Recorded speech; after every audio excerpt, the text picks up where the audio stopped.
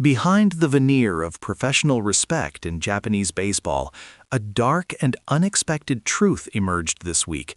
A clash of titans so subtle yet devastating that it has completely recalibrated how the league views sportsmanship and competitive integrity, exposing a wound in the heart of the game that no one saw coming. Not until Shogo Akiyama, one of the game's consummate professionals, repeatedly targeted Hanshin's rising star Teruaki Sato. If you thought the only things flying inside were 150-km/h fastballs, think again, because the real heat is here on 617 News, where we dissect the drama and the data of NPB. The debate centered on a seemingly innocuous statistic: Sato's incredible ability to maintain a zero count of hit by pitch, even while being one of the league's most aggressive and productive hitters, a feat Akiyama publicly questioned, asking, "Is it truly okay to win a title while having zero HBP?" Akiyama's implication was clear: Sato either wasn't being challenged inside, or he was too skilled at avoiding contact to represent a true threat at the plate, a thinly veiled critique that suggested a fundamental weakness in the pitching core, or worse, in Sato's approach itself. This is where the narrative exploded, transitioning from tactical discussion to outright character assessment, particularly when Hayato Sakamoto stepped in, displaying a masterful defense of the young slugger, which earned him sudden widespread affection online. Many fans watching the initial exchange were quick to label Akiyama as merely sticky or grudging, especially after his repeated insistence. But to reduce this conflict to simple jealousy is to miss the deeper, more profound shift happening in NPB strategy. Let's be specific about the technical rebuttal Sakamoto provided, because it was devastatingly effective. Sakamoto, a veteran known for his own incredible plate discipline and who himself had a nearly HBP-free season while winning a batting title, didn't argue philosophy, he argued geometry. Akiyama steps in so aggressively, crowding the plate, Sakamoto observed.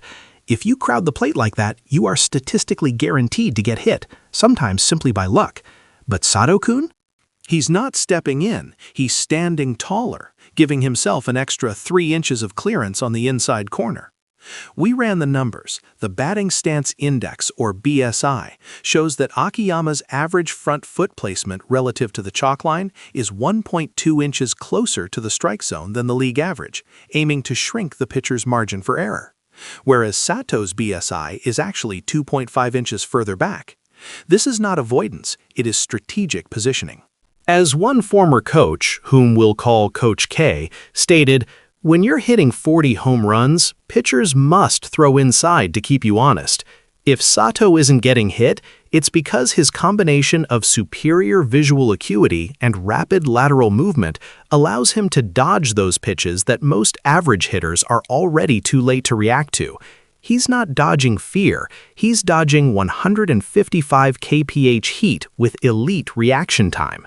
The common counter-argument, often used to defend Akiyama, is that his criticism isn't aimed at Sato at all, but rather at the pitchers who refuse to challenge the inside third of the plate, effectively conceding the zone. He's just frustrated that the strategic threat of the inside fastball has been removed, the supporters claim, pointing to Akiyama's own high HBP count over his career, suggesting he values that gritty, old-school challenge. But this argument fails when you consider the sheer persistence of Akiyama's focus on Sato. If the goal was to criticize pitchers, why not single out the league average HBP rate, which has dropped 15% in the last decade? Why repeatedly personalize the zero HBP statistic to one young player?